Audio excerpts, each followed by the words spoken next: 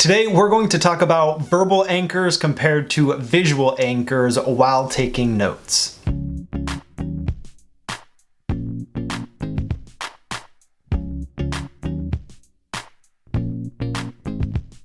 I think I fell into a bit of a trap when I first started sketchnoting and my visual vocabulary wasn't very big, when I maybe only had 20 or 30 icons that I was confident drawing live during a sketchnoting session. And the trap that I fell into was trying to force those icons into my sketchnote even when they weren't all of that useful. Now, I've mentioned before that any single icon is powerful in the sense that it can represent a number of different concepts. But the trap that I fell into is when you get to the point where you're forcing those icons into a situation where they might not be that useful or helpful. So that's what we're going to get into today. Let's take a look.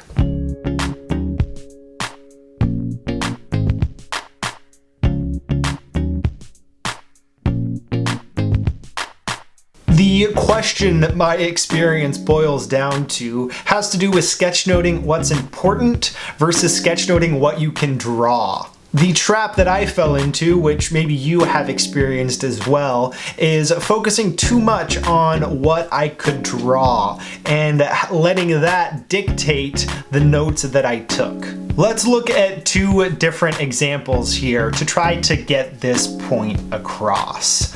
Words are powerful, and sometimes a speaker or an author will phrase things in a certain way that just resonates with us. And not only does that resonate with us, it also serves as an anchor to other ideas that expresses the kind of context surrounding that phrase, so that even though it might just be one sentence, that one sentence allows you to connect in your mind to this broader set of ideas surrounding that sentence. So in this case, if you actually capture that phrase in verbal form, then that is a powerful way to take notes on that idea because it triggers all of those other ideas. Now, if you are a little too focused on capturing that idea in a single image, then you might force a overly simplified icon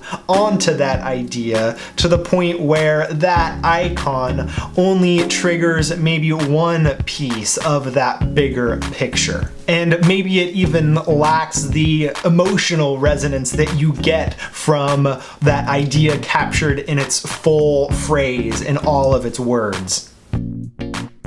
So what we're looking at here is not a comparison of how visual your notes are compared to how verbal they are, but instead to what degree the thing that you get on the page acts as an anchor to the bigger set of ideas surrounding that one thing. To what degree does it trigger those other pieces in your mind? That's the piece worth paying attention to. So in this case, that means that a strong verbal anchor, like the one we have here, is greater than a weak visual one. That verbal anchor is more powerful because of its deeper connection to that bigger set of ideas surrounding it.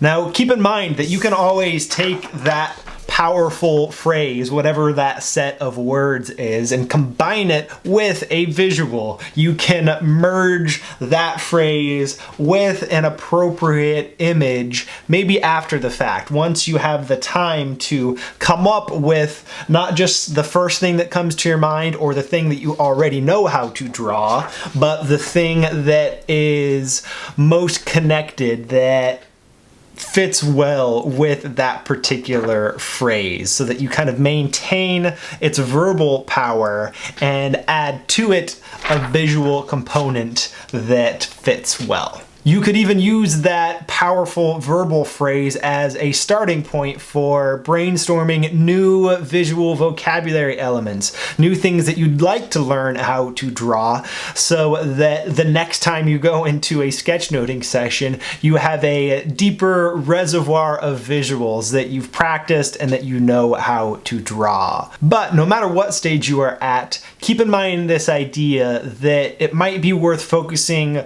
less on making your notes more and more visual and more on making the strongest anchors that you can with whatever it is that makes it onto the page. Sometimes that will be a visual representation of an idea. Sometimes you'll want to keep the verbal form of it. So good luck as you keep exploring this spectrum from verbal to visual, these different ways of capturing and sharing ideas with others.